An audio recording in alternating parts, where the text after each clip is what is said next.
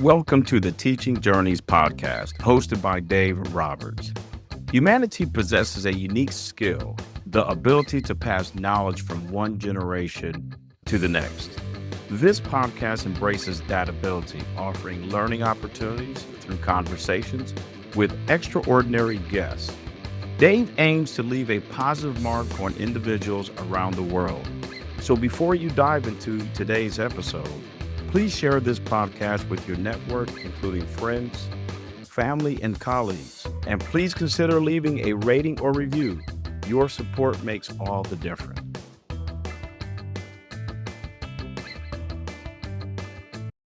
Welcome to another episode of the Teaching Journeys podcast. I'm your host, Dave Roberts, and today it is my pleasure to have as a return guest to the podcast, Dr. Radha Measuria.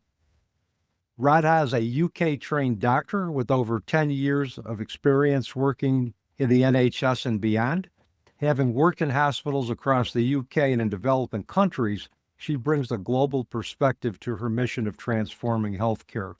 As a doctor and coach, she's dedicated to helping doctors break free from their limiting beliefs to create lasting change. Her approach goes beyond quick fixes or temporary solutions. It's about empowering individuals to embrace their health, build powerful rituals, and step into a radiant identity that thrives no matter life's challenges. She also hosts the Medicine Unraveled podcast, where she shares insights into functional and nutritional approaches to health and wellness, alongside strategies for medical professionals to craft balanced, optimized careers.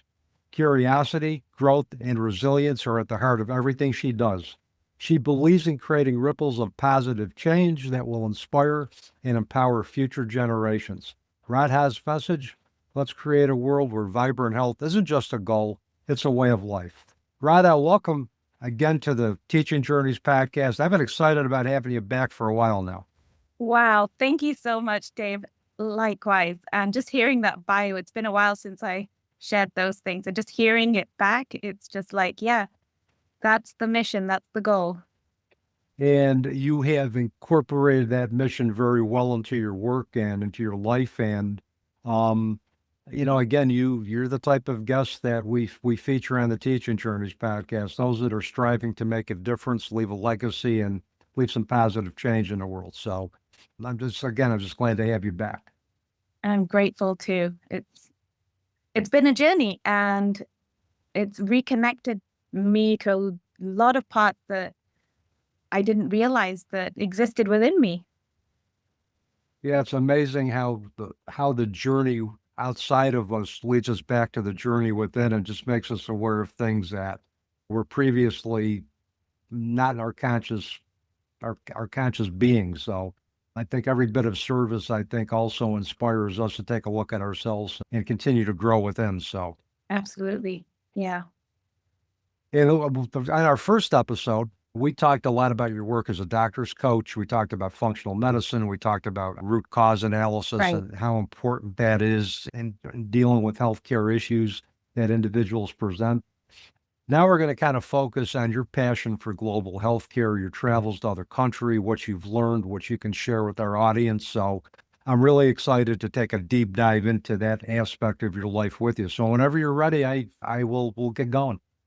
Yeah, likewise. It's like you say, it's the integration. It's become part of my life, and it's a really big part. Now, when we talk about global health, just when I was preparing for this podcast, something changed.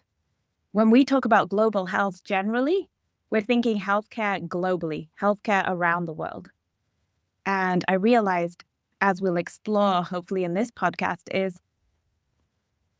it's more about bringing the global to the healthcare in your home, in your country, where you are.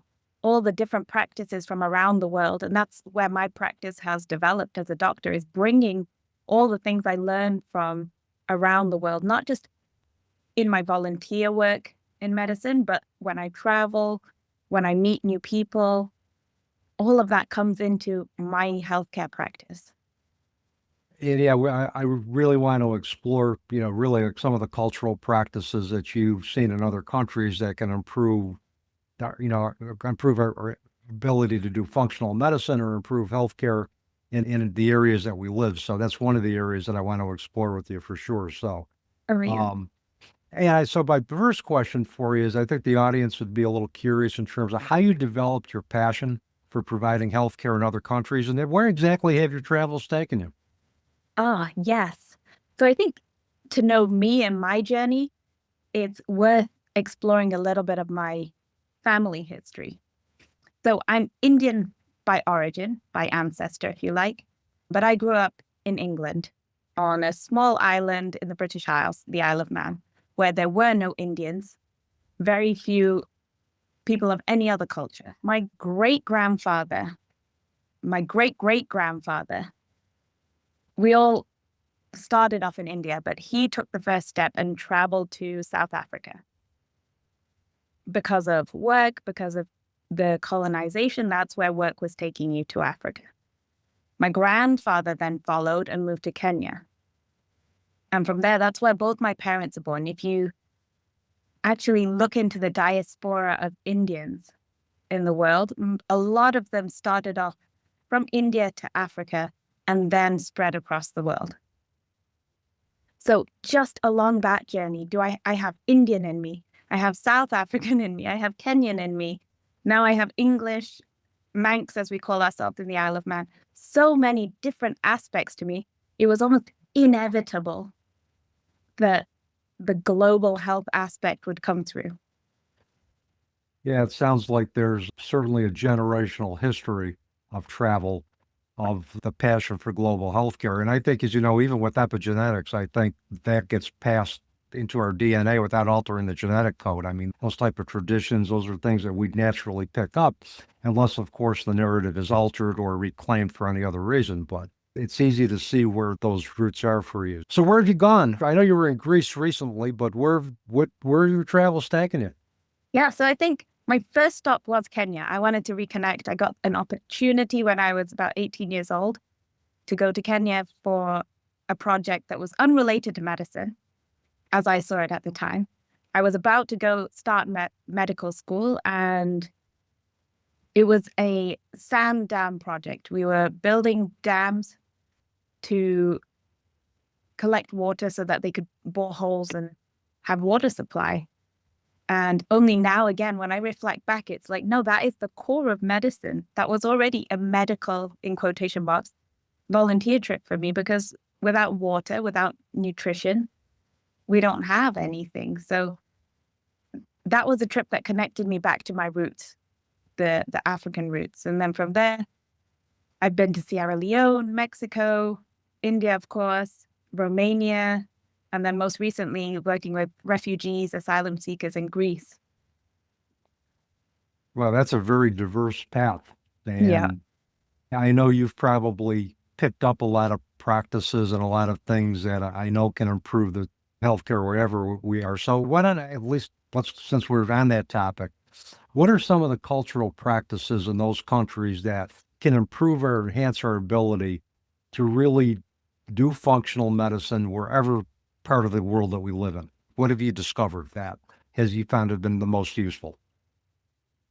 A thing that we forget in the Western world is actually the healing starts long before a doctor walks into the room.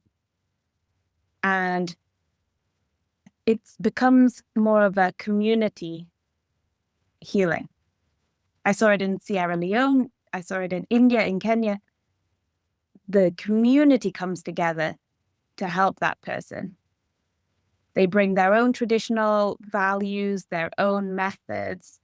They don't just treat the condition, they treat the whole person. They look at what could be going on here, not just this tiny little pimple that we see. What could have caused that? And it's looking at the whole person, that holistic healing. And it's less about throwing prescriptions at them. And it comes more from purpose. It comes from love. It comes from that true healing from within. I was raised with more Ayurvedic practices, spices, and, we didn't go straight to a medicine or antibiotics. It was use turmeric, something that's like a big fad right now. Ginger, garlic, all of these things. I remember I was in a hotel several years ago and I overheard a lady saying, "Oh yes, I'm drinking ginger tea," and telling this friend of hers all the benefits of ginger tea. And I thought, yeah, but that came from Eastern medicine, if you like. Yes. Ayurveda tells you food is medicine. The Japanese culture, they make mealtime a ritual. And then you get to the Western world and everything is rushed. We almost disrespect the food by eating all the processed things or rushing our food. Yeah.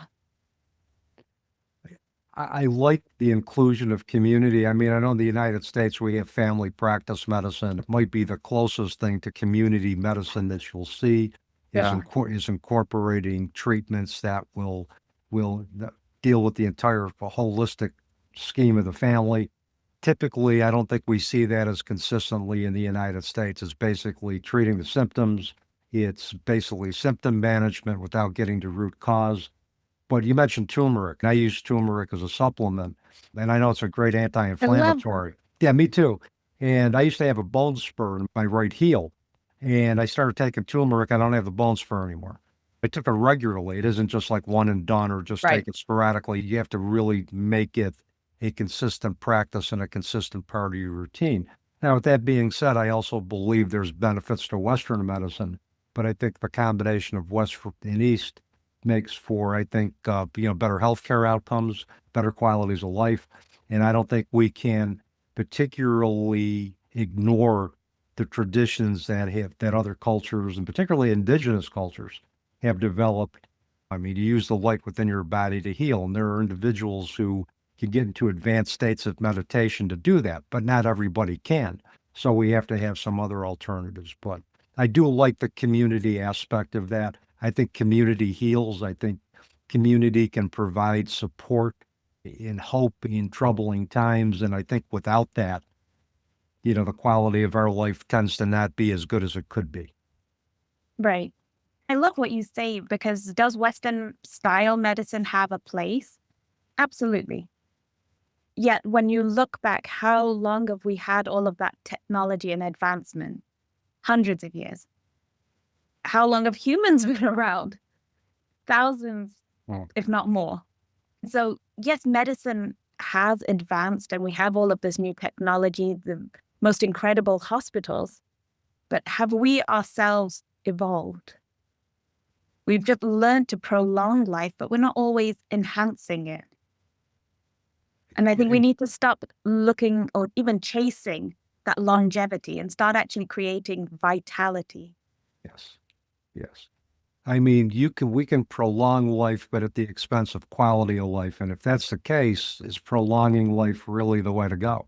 In the United States, there's 11 states in the union that have aid in dying legislation where individuals, if they qualify, I think they're 18 years of age and older, and they have 6 months left to live, they can qualify for aid in dying. And I believe that should be an option in every state in the United States. I believe that should be an option everywhere as another healthcare option, not to replace any healthcare options, but just as another option to explore.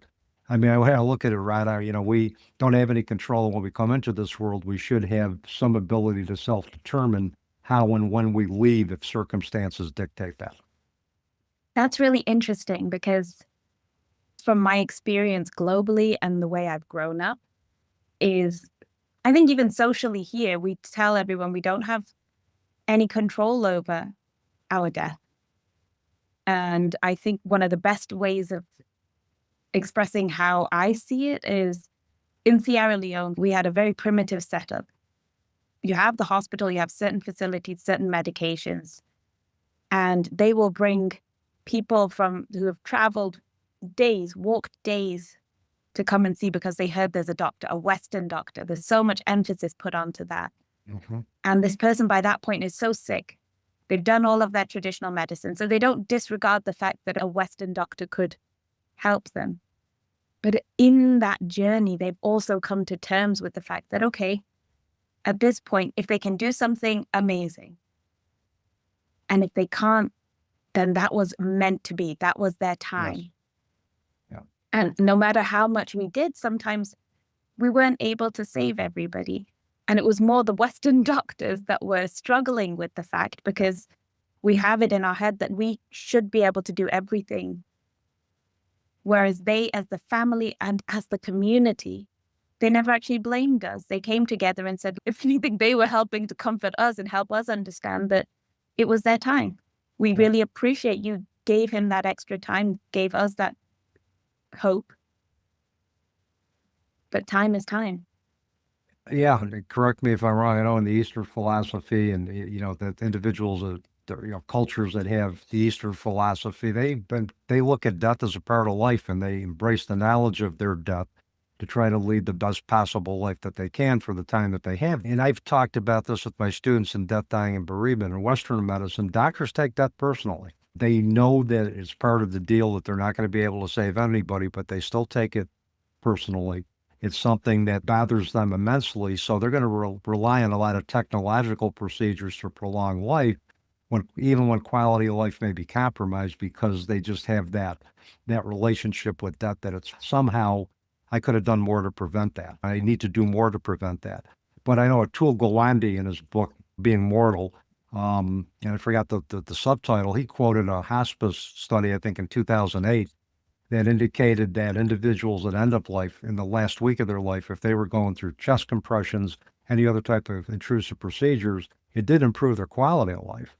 And if anything, for the family members, that it had to traumatize the family members, and it was documented that many of the family members experienced symptoms of depression for 6 months after their loved one died. So the question, and I think Gawande poses this, is when does quality of life become a priority? What do we need to do to ensure that there's quality of life in the end of life chapter, and that person is going out in their final chapter, doing the treatments that they wish to be doing? What can they also do to enhance their spiritual and emotional well-being at the end of their life? He was looking, I think, for me, like a more hospice-oriented approach is what I think he was hoping Western medicine would adopt down the road. And he questioned, is traditional Western medicine really working to meet the end-of-life needs of those individuals that we serve? His book did that quite nicely. Right. Now, if you go one step further and look at Eastern communities, families, there's this generational living. You don't send your elderly parents into a care home. You don't leave them to live on their own. Everybody is living together. And so they are taken care of. You almost have hospice at home. And they're looked after. And that quality of life is very different at that point. It's just an extension of, it's not a part of being old. It's not elderly care. It's just part of your life. And that's what we get focused on. We need to have quality of life at the end of our life, but why not throughout? And that's where I hear it in communities all the time, like online, where people are complaining, the doctor didn't give me this medicine, or the doctor did give me this medicine, but they want the medicine. These patients, they're complaining, they're saying, I need this medicine, I need that medicine. But they don't see that the medicine isn't going to fix everything. And there's going to be side effects from that, which they're also going to complain about. So when does that end? When does the quality of life begin? Yes. You have the disease, you suffer with the symptoms. You have the medication, you suffer with the side effects. And then suddenly you're old, and now you're looking at quality of life. Yeah, that's a good point. Quality of life should matter throughout our entire life cycle, not just an end of life. Even though quality of life is a decision that is, when does quality of life become compromised at end of life? But you're right, we should be thinking of quality of life throughout the entire part of our life to increase our vitality, to increase our ability to engage. And whenever it is, it's deemed that we exit this world, that we've lived a good quality life, enriched with friends, with community, with legacy, with engaging with purpose. You're absolutely right. Yeah, that's what I feel is lost once you medicalize things. And we need to empower ourselves more and understand, take responsibility for that, stop outsourcing it, have a participation in it. How do we effectively do that, Radha? Because I know one of the things that tends to occur, and I'm not saying this occurs all the time, but we place a lot of trust, esteem in our medical practitioners that they have the answers. So therefore, we feel that, well, maybe it's not our right to question, maybe it's not our right to participate. How do we find the balance between respecting the expertise of Western medicine and empowering ourselves to really say, hey, these are some of the treatments that I really want to consider. I want to, how do we how does it become more of a collaborative process? Yeah, great question. And for anybody listening, I want you to know that actually you give the doctor, your healthcare profession, more respect by asking those questions. When I was going through medical school, they were teaching us that the past way was a paternalistic way of healing or treating patients. There was a comical video that they would show us. The patient is lying there. The whole group comes in, the team, the nurse, the doctor, everything in their lab coats, stands there, talks about the patient. There's a key scene in Patch Adams, if you've seen the movie, and, it's all discussed. The diabetic with the gangrenous foot, and they discuss the whole treatment plan. And then he pipes up at the end of the bed, but what is the name of the patient? Yes. Let's stop talking about the patient as a number and a diagnosis. What is the name of the patient? And that transition from going from a paternalistic where he's just dictating, the doctor stands at the end of the bed, dictates what happens, the patient just lies there, terrified or not, takes what's going to happen. You want to chop my leg off, you know best. To now involving them in the decision making, which is where the UK medical system is going. Patients have still not transitioned into, I get to say whether I want to take that medicine or not. There's still a lot of fear to the point where we discussed in the last episode going from sick care to healthcare. Yes. And I would even dare to say now it's going from healthcare to self-care. That's where we have the knowledge out there. There's plenty of information thanks to social media at this point. You can type in to ChatGPT if you wanted and get all of the answers. It's actually empowering ourselves and taking that responsibility and saying, look, the information is there. The health professional knows I have all of this information. It's not doubting the health professional. It's saying, this is what I want. I'll give you an example of a client that I have right now. He was completely against having a bypass, a heart bypass. He said, I've had a heart attack. I don't want this barbaric procedure.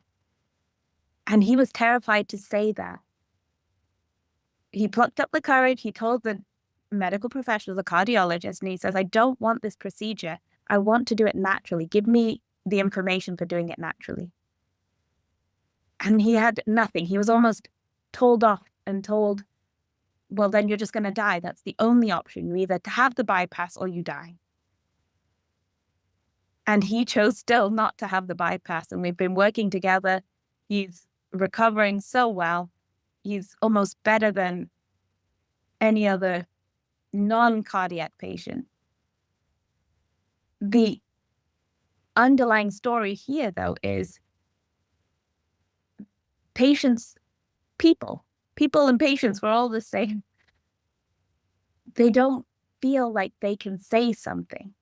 They haven't empowered themselves. They have the understanding. He'd done his research. He knew what the risks were of not doing this. And he knew what he wanted to do. It's just that empowering feeling. And any medics that are out there, any healthcare professionals, you should want that for your patient, that they speak up for themselves. Mm-hmm. That ego of a doctor shouldn't be there that says, I'm the one that knows best. Agreed. And as you were telling the story of your client, with bypassing the bypass, I know that sounds repetitive, but bypassing the bypass. I went to a doctor who believed in integrative medicine. She was very knowledgeable about acupuncture. She was knowledgeable about yoga. She was knowledgeable about herbal medicine, everything. And so I was told her some of the things that I was doing from an integrative standpoint, from supplements to doing other spiritual practices. She said, if you told most doctors that, they would they would fluff that off as pop science or folk science. They wouldn't even give it a second thought. And I think that's coming from somebody who's in the medical profession herself saying that about her colleagues. You can see why there's so much fear for individuals to speak up because they just figure we're going to get dismissed anyway, or I'm just going to turn over my power to the doctor because inevitably he knows best. And a lot of times you know yourself better than anybody else knows, and that includes your doctor. Yes, definitely. Who knows you the best? That doctor who you've told this part of your story to, just that little chunk, does not know you. And we can't keep treating the symptoms and ignoring the stories that created them. That's right. You are the one that's lived with you this whole time. You know all the individual things that have happened to lead to this body. Yes. And the symptoms that you're having. The doctor only knows a portion of that. So you might know the treatment and the medical side best, but you know you best. Yeah. You know how your body works, your body speaks, you know what's hurting, you know what isn't hurting. I've told my doctor this. I said, look, I'm feeling fine. I said, but my body usually tells me how I'm feeling and I'm in tune with that. If there's anything that's off, I'll call you. But in the meantime, if you don't hear from me, consider it to be good news and I'm okay. It's one less patient for you to be concerned with. Yeah. Now, that's a skill. Sad to say, but that's a skill that people have lost. Yeah. This being aware of yourself, understanding, and that's a big part of the work that I do is just if you understand the signals that your body is sending you, then that's half of the battle. That's that awareness. It's not necessarily external awareness. It's also internal awareness. Yes. And I think it's something that is definitely developed as a skill. It's something that I think we need to believe that we have that awareness to judge for ourselves what is best for our body, what is best for our mind, what's best for our overall health, and that we should not turn that power over totally to anybody else. We should share that power and should be a collaborative sharing of that, but it shouldn't be, okay, I'm going to turn my power over to you. You pretty much do what you got to do to me. That's doing treatment to somebody. It's not doing treatment with somebody. I love that. And this element that you're saying where people might feel dismissed because they're trying an alternative route. I mean, in England, we call it complementary or traditional medicine. Mm-hmm. The word traditional means that's how it was. Yes. So culture shapes how we eat, how we sleep, how we love, how we heal. So why are we trying to take the culture out of our healthcare? Yeah.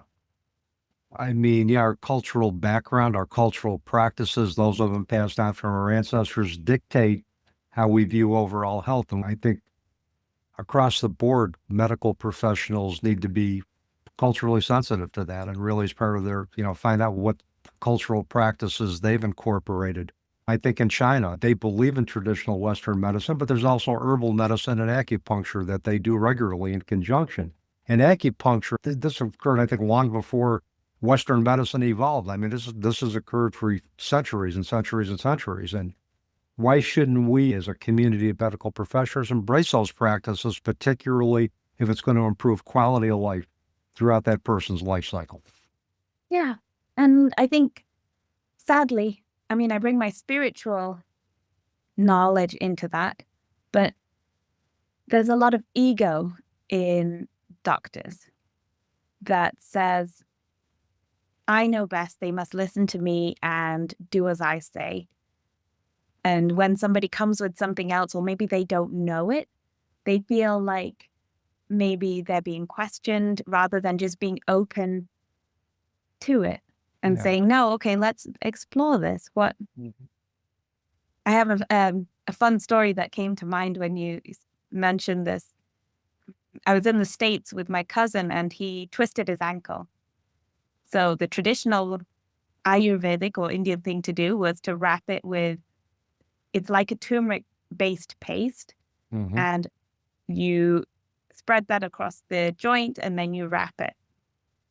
So when we went to the doctors, it must have happened on a Friday. We went to his doctor on the Monday. And thankfully, it was a Chinese doctor. And he says, "What's gone on here?" Obviously, his skin is all yellow. And he says, no, that's not right. Like, bruising shouldn't look like this just a few days later. And we explained, and he said, if you had gotten any other doctor, you would have been shouted at or, told off for not coming in sooner for doing this. I understand that you've actually helped yourself by doing this. It's probably in a better state. But it was just a typical, an Indian mother just says, yeah, just do this. And it makes sense. And that's how we grew up. And it's only when you look back, once you've done medicine, the other traditional way through medical school, you see, oh, I see how that worked and this, how they combine together. Yeah, and it's something, it's a sight to behold, and it's really magic to behold when you see how the two combine to create probably better outcomes than either one of those approaches singularly. So I know you've mentioned, you started talking a little bit about, the UK in terms of health practices. I heard that the UK is pretty much open to a lot of complementary medicines and different types of medicines. What are some other differences in healthcare in the UK and the United States that you've seen? So even between the UK and the States, I see a lot of differences in that we have the NHS here, and I hear a lot of patients from the States, a lot of friends from the States who say the fact that their system is more advanced but commercialized, Yes, is actually impacting the way doctors would treat a patient. And almost on par, the UK has that advance and it's very structured and we get free medicine in quotation marks, but it's overstretched. And based on budgets, there's certain medications, certain treatments that are recommended over others, hoping that they're the best treatment, but we're still out, it's an overstretched system. The commercialized, on the other side, they go by what's costs more, from my understanding. Now, correct me if I'm wrong. If they can charge you more for something, they will. If they can get a certain thing on the insurance versus another thing, that will dictate it rather than the actual doctor's acumen. Now, in developing countries, actually, that's probably a similarity in a low resource setting. It comes from what do we have available? But I've found actually in that limited technology state, the human brain and that human connection kicks in more. And it looks outside of the hospital setting itself, not just what medications, what do we have in our community? What herbal medicines do we have? What knowledge do we have in the community that can come in and help with this situation? Yeah. Or how can we even build something that will be able to fix this situation? Yeah, and again, I'm not, an expert on healthcare in the United States or insurances, but I think there's a lot of fee-for-service work that's done. So a lot of times billing will be done based on the insurance company's plan. If there's fee-for-service, they bill per service. In the United States, I think we spend more on healthcare in the last year of our lives than we do anything else because of the emphasis on technology and prolonging life at the end of life. There may be some health insurance companies that don't cover Ayurvedic practices, that don't cover other types of complementary medicine. So, and I think just hearing again with my former doctor who was into integrative medicine, she said most doctors are going to reject the idea of supplements or any other type of complementary care, and they're going to push Western medicine solutions towards you. So, yeah, I like the idea of, again, community coming together because especially there might be different practices that they can pull that improve the community as a whole. And it also gives individuals in that community an option in terms of which practices they want to avail themselves of because of the emphasis on knowing thyself, knowing your body, and knowing what's best for you. So I think if we could take that practice and incorporate that all over the world, I think you would see differences in quality of life throughout the entirety of our life. Absolutely. it just brings to light, though, that who is actually dictating your treatment. Yes. For instance, in the UK, you have a body that dictates how doctors should behave and treat and stay in line. You have guidelines, you have all of this. Yes, it's the doctor's acumen, their diagnostic skills and everything, but at the end of the day, although they might say up here, this is what you need, then they have to refer to, okay, these guidelines, and my governing body says that I cannot do this. And before you know it, it's not actually the doctor that's making the call 100%. They're just implementing it for the patient. Yes. Yeah. And they become basically an implementer as opposed to a collaborator. Which is why, for me, it's so important that patients take that empowered action, do the research themselves, and then you take that responsibility. I think a lot of people are scared that if they take the responsibility, they're also the ones to blame. Yeah.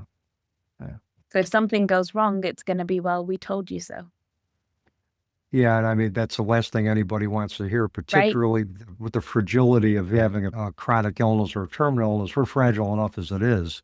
To hear that kind of rejection from I told you so from a medical professional is even I think heightens their anxiety even more, with their healthcare challenges. So it isn't just a matter of I told you so. It's a matter of just allowing an individual to become empowered to try to feel what's best for them. And if it isn't, we have a conversation about why it didn't work. And well, let's maybe see what we can do to tweak what you've done. Let's take a look at maybe some other options. And you decide whether or not those are fit for you. And I think if we took that approach, you're going to get more, I think, engaged doctor-patient relationships, and the parts where we're not looking at patients as a number, we're looking at them as a person. I wanted to say that I did like the fact that it's like, yeah, what the Patch Adams movie. I don't care about their diagnosis. What's their name? And if you do that, you can remember their person by name. Boy, that just little tweak that you make in developing a relationship makes all the difference in the world. And I have not seen that more powerfully than when I was in Greece, like you mentioned, working with Mediquali. You're seeing all of these patients who have come from countries in turmoil, refugees, asylum seekers. They enter Greece. They've been quite literally running away from danger, running for their lives. They're then brought to detention camps. The point that they see us, we were doing mobile clinics. Yep. We have what medicine we have, and we go to these clinics. We set up makeshift clinics, sometimes even in storerooms in community centers. And I remember one clinic, our field coordinator, he's a non-medic, but he sits outside on the reception. And we had an influx of Sudanese gentlemen. And they were coming in, and he said, these guys, before they came in to see you, were terrified. Like, they looked so terrified, everything. And every single one of them, when they left, was smiling, looked so much more relaxed. And he said, what on earth were they coming in with? What were you treating? And I said, honestly, we probably gave out 2 sachets of medication to all of them overall in the whole clinic. But what they actually get in those clinics is somebody seeing them as a human. Yes. Seeing the person that they are, connecting with them, and telling them that what you have gone through is an extraordinary situation. It is out of the ordinary. I cannot appreciate what you've gone through, but what you're feeling is completely ordinary for that extraordinary situation. Yes. And just for them to hear that, you know what, this is something that I'm going to experience now. It's temporary and it's going to get better. And that just even somebody's heard me. Yes. That was the most powerful.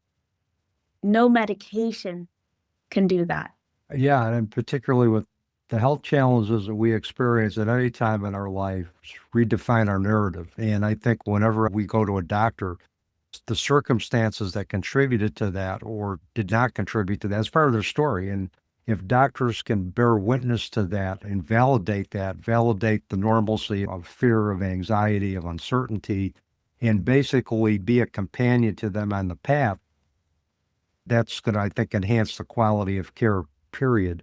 And the other thing is, I look at this as if an individual is trusting me enough with their story, of some of the most intimate details of their lives, I consider that to be the ultimate gift, because they can go anywhere. If I was a doctor, they could get a second opinion, or they could they could not have chosen me. So if they chose me, I need to take their decision with the utmost respect and, honor, and just honor whatever comes as a result of that, and particularly the personal details that have dictated their current health state, as opposed to, well, these are the symptoms, this is what we're going to do for symptom management. Who we are, how we were raised, what culture we were brought in has gotten us to this point, and we can use that background as rich information to do effective individualized treatment with individuals. Yes. They come at their most vulnerable, and so they're the most impressionable. And the narrative they take out of that discussion also stays with them. If I tell you, like the client that I have, you don't do this, you are not going to survive, that stays with you. Mm-hmm. That's probably more detrimental than the actual condition he had to begin with. Oh, absolutely. We've spoken about this before, but when somebody is given a cancer diagnosis, for instance, if they decide and they're told you have 6 months, and in their head they have 6 months, research has shown, there is evidence that as soon as you succumb to that, almost to the day, 6 months later, they pass away. Now, the people who decide that they're going to outlive this, they're going to outshine it, without a doubt they do. Oh, yeah. And so the narrative adopted, again, I say they are the most vulnerable when they walk into that doctor's office.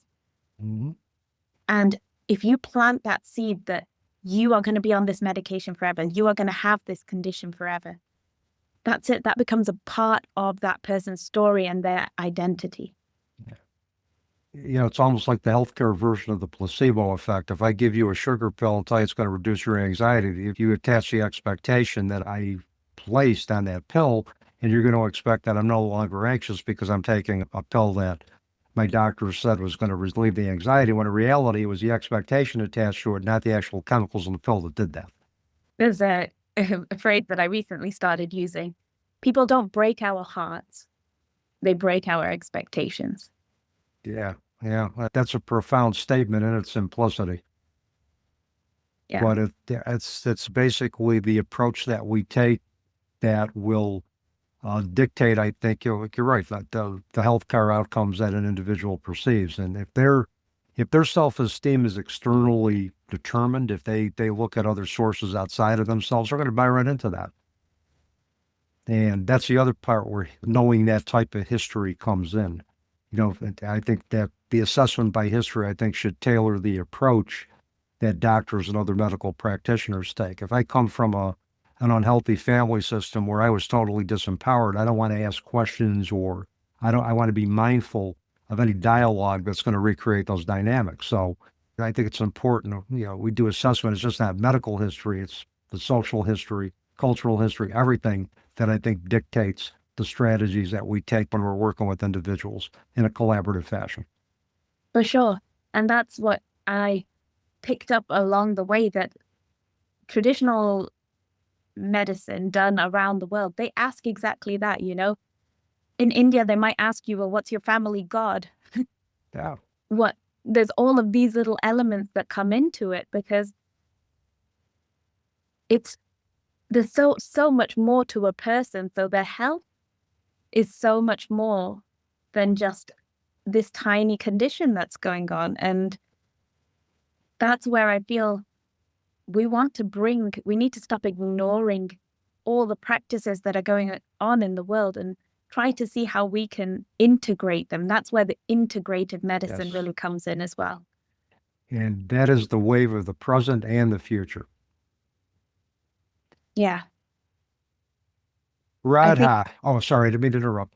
No, I was just going to say, in that sense, we don't need to reinvent medicine. We just need to remember its purpose, in that it's to heal, it's to serve, it's to empower. And when we bring that intention back and into every consultation room, but even into every classroom, every part of our culture, then the world is going to heal so much faster than we can imagine.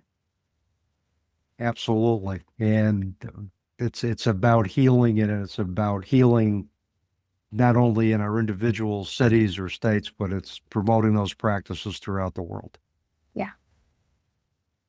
Radha, one of my last questions for you today, and you've left us with a lot, but I'm going to ask you if you can give our audience one ultimate takeaway from today, what would that be? I think if we can combine or remember to combine science with soul, that is where we will not just heal individuals, but we'll heal the system. Because health isn't built in hospitals, it's built in your homes, in your hearts, in your habits. So whether you're a doctor, a teacher, a parent, just remember, you as an individual are the health system, not just for yourself, but probably for somebody else. I think that's beautiful, wise, and sage advice. I like that. Combine science with soul. I may have to use that if you don't Please mind. do. Please. And I'll make sure I attribute it. I attribute it properly. I'll make sure I attribute it to you, Radha. So my last question, people want to get in touch with you, contract for your services. Just what's the best way for them to do that? So if you have enjoyed conversations like this, then please come and join my Facebook community. It's where I host weekly lives, share practical tools, answer questions. If you prefer podcasts like this, Dave already mentioned I have my podcast, Medicine Unraveled, where you can explore how I bridge science and soul in healthcare. In Medicine Unraveled, I'm sure that's all on all the major podcast platforms, Apple, Spotify. Exactly. Are you on YouTube as well, too? I'm building a presence on YouTube as well. Okay. I'll make sure all of that information and your contact information and ways to contact you on social media and your podcast, it gets in our episode notes when we go live on all of my podcast platforms. Radha, with that, thank you so much for another great conversation. I truly enjoy the time that we spend together, and I hope we can do this again in the future sometime. Thank you. Thank you for this opportunity to share some of our wisdom and conversations with others. You're welcome, and thank you for taking the time to do so. Of course. And with that, that's a wrap on another episode of the Teaching Journeys podcast. I'm your host, Dave Roberts, wishing you peace.